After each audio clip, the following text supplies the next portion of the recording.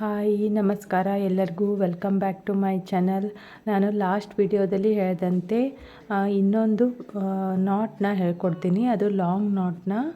ಮೊದಲಿಗೆ ನಾನು ಫ್ರೆಂಚ್ ನಾಟು, ಆಮೇಲೆ ರಿಂಗ್ ನಾಟು, ಆಮೇಲೆ ಈಗ ಇದು ಲಾಂಗ್ ನಾಟ್ನ ಹೇಳ್ಕೊಡ್ತಾ ಇದ್ದೀನಿ. ಈ ವಿಡಿಯೋನ ಸ್ಕಿಪ್ ಮಾಡಿದೆ, ಫುಲ್ ವಿಡಿಯೋನ ನೋಡಿ, ಅಂದರೆ ನಿಮಗೆ ಗೊತ್ತಾಗುತ್ತೆ. ಸ್ಕಿಪ್ ಮಾಡಿ ನೋಡಿದರೆ ನಾನು ಎಲ್ಲಿ ಯಾವ ರೀತಿ ಹಾಕ್ತೀನೋ ನಿಮಗೆ ಗೊತ್ತಾಗಲ್ಲ. ಹಾಗೆ ಯಾರ್ಯಾರು ಹೊಸಬ್ರು ಈ ವಿಡಿಯೋನ ನೋಡ್ತಾ ಇದ್ದೀರೋ ಅವರೆಲ್ಲ ಪ್ಲೀಸ್ ಸಬ್ಸ್ಕ್ರೈಬ್ ಮಾಡ್ಕೊಳ್ಳಿ. ಈಗ ಇದೊಂದು ರಿಂಗ್ ಥರ ಹಾಕೊಂಡು ಇಟ್ಕೊಂಡಿದ್ದೀನಿ. ಇಲ್ಲಿ ಮಧ್ಯದಿಂದ ಸ್ಟಾರ್ಟ್ ಮಾಡ್ತೀನಿ.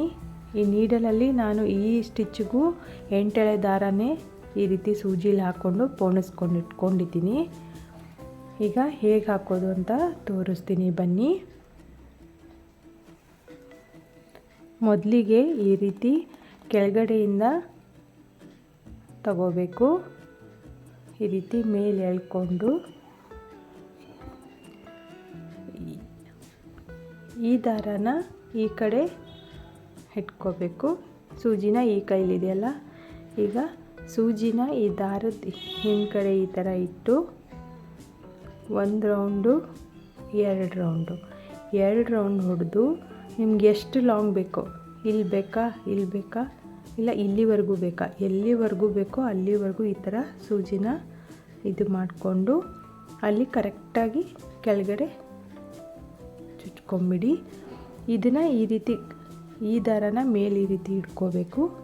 ಆವಾಗ ನಿಧಾನಕ್ಕೆ ಕೆಳಗಡೆಯಿಂದ ಈ ಥ್ರೆಡ್ನ ಈ ರೀತಿ ಫುಲ್ ಎಲ್ಲ ದಾರನ ಒಟ್ಟಿಗೆ ಚಕ್ಕೊಂಬಿಡಿ.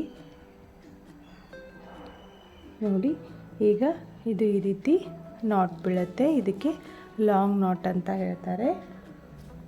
ನಾನು ಇನ್ನೊಂದು ಸ್ವಲ್ಪ ಹಾಕಿ ತೋರಿಸ್ತೀನಿ. ಈ ರೀತಿ ಮತ್ತೆ ಮೇಲೆ ತಗೊಂಡು ನೀವು ಇದನ್ನು ಎಲ್ಲಿ ಬೇಕೋ ಅಲ್ಲಿ ಹಾಕೋಬೋದು. ಲೀಫ್ ಮೇಲೂ ಹಾಕೋಬೋದು, ಇಲ್ಲಾಂದರೆ ಬಾರ್ಡ್ರ್ ಥರನೂ ಹಾಕೋಬೋದು.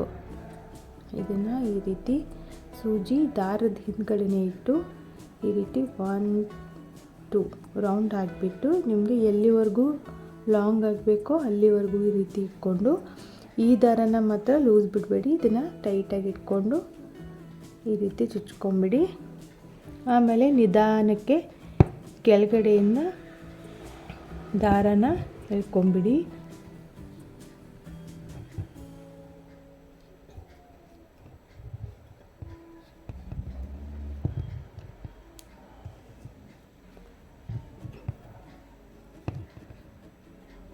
ಈ ರೀತಿ ದಾರ ಬಂದರೆ ನೀವು ಆವಾಗ ಕೆಳಗಡೆಯಿಂದ ಎಲ್ಲ ಒಟ್ಟಿಗೆ ಎಳೆದಿಲ್ಲ ಅಂತ ಅರ್ಥ. ಕೆಲವು ಸರಿ ಸಿಲ್ಕ್ ಥ್ರೆಡ್ ಹಂಗೆ ಆಗಿಬಿಡುತ್ತೆ. ನೀವು ನೋಡಿಕೊಂಡು ಎಳ್ಕೊಳ್ಳಿ. ಫುಲ್ ಜಗ್ಬಿಟ್ರೆ ಇದು ಈ ರೀತಿ ಒಳಗಡೆ ಹೋಗಿಬಿಡುತ್ತೆ. ನಾನು ಇನ್ನೊಂದು ಸರಿ ಹಾಕಿ ತೋರಿಸ್ತೀನಿ. ಈಗ ಈ ರೀತಿ ಇನ್ನೊಂದು ಹಾಕ್ತೀನಿ. ಈಗ ಈ ಸೈಡಲ್ಲಿ ಹಾಕ್ತಾಯಿದ್ದೀನಿ.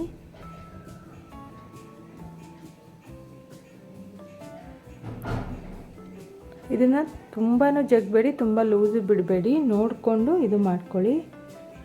ಈ ರೀತಿ ನಿಧಾನಕ್ಕೆ ಕೆಳಗಡೆ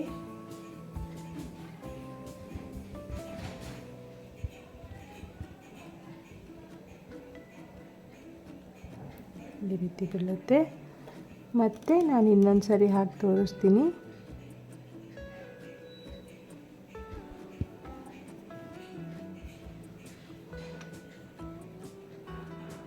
ಈ ರೀತಿ ಆದಮೇಲೆ ಇಲ್ಲಿ ಚುಚ್ಕೊಂಬಿಡಿ. ಇದನ್ನು ಈ ಕಡೆ ಇದನ್ನು ಇಟ್ಕೊಳ್ಳಿ. ಆಮೇಲೆ ಕೆಳಗಡೆಯಿಂದ ಈ ಥ್ರೆಡ್ನ ನಿಧಾನಕ್ಕೆ ಈ ರೀತಿ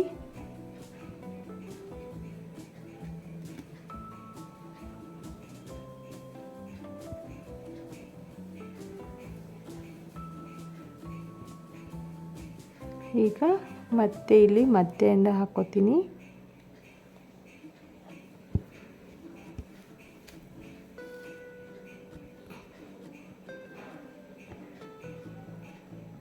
ನೀವು ನಾಟ್ ಸ್ವಲ್ಪ ದಪ್ಪ ಬೇಕು ಅಂದರೆ ನೀವೊಂದು 2-3 ರೌಂಡು ಹಾಕ್ಕೋಬೋದು.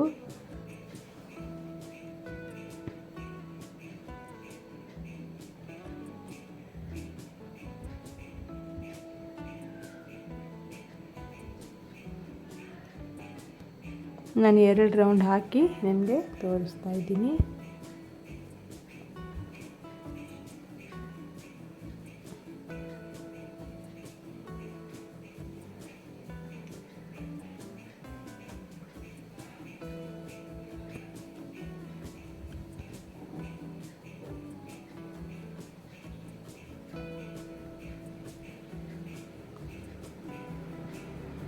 ಇದಕ್ಕೆ ದಾರ ಸೂಜಿಲಿ ತುಂಬ ಉದ್ದಕ್ಕೂ ಪೋಣಿಸ್ಕೋಬೇಡಿ, ಆಮೇಲೆ ಚಿಕ್ಕದು ಪೋಣಿಸ್ಕೋಬೇಡಿ. ನೋಡಿಕೊಂಡು ನಿಮ್ಗೆ ಹೆಂಗೆ ಕಂಫರ್ಟ್ ಇದೆಯೋ ಹಂಗೆ ಪೋಣಿಸ್ಕೊಂಡು ಇಟ್ಕೊಳ್ಳಿ. ತುಂಬ ಉದ್ದ ಆದರೆ ಅದು ಗಂಟು ಬೀಳೋ ಚಾನ್ಸಸ್ ಜಾಸ್ತಿ ಇರುತ್ತೆ.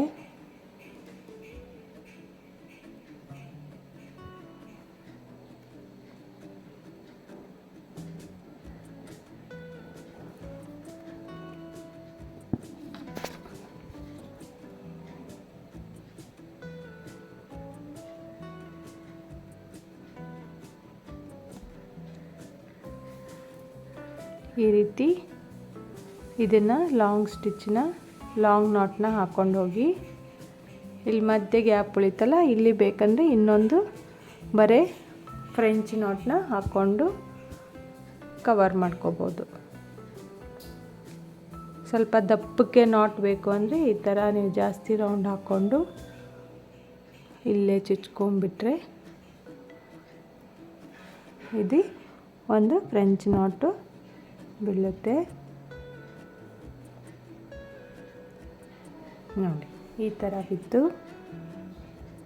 ನೋಡಿ. ಇದು ಲಾಂಗ್ ನಾಟು ಹಾಕ್ಕೊಂಡ್ಮೇಲೆ ಈ ರೀತಿ ಕಾಣಿಸುತ್ತೆ. ನೀವು ಇದನ್ನು ಲೀಫ್ ಫಿಲಪ್ಪು ಮಾಡ್ಕೋಬೋದು. ನಾನು ನೆಕ್ಸ್ಟ್ ವಿಡಿಯೋದಲ್ಲಿ ಲೀಫ್ ಫಿಲಪ್ಪಲ್ಲಿ ಈ 3 ಸ್ಟಿಚ್ಚನ್ನ ಯಾವ ರೀತಿ ಹಾಕೋದು ಅಂತ ತೋರಿಸ್ಕೊಡ್ತೀನಿ. ಈ ವಿಡಿಯೋ ನಿಮಗೆ ಎಲ್ರಿಗೂ ಯೂಸ್ ಆಗಿದೆ ಅಂತ ಅನ್ಕೋತಾ ಇದ್ದೀನಿ. ಯೂಸ್ ಆಗಿದ್ದರೆ ಒಂದು ಲೈಕ್ ಕೊಡಿ, ಹಾಗೆ ಶೇರ್ ಮಾಡಿ. ಮುಂದಿನ ವಿಡಿಯೋದಲ್ಲಿ ಮತ್ತೆ ಸಿಗ್ತೀನಿ. Thank you for watching. Bye.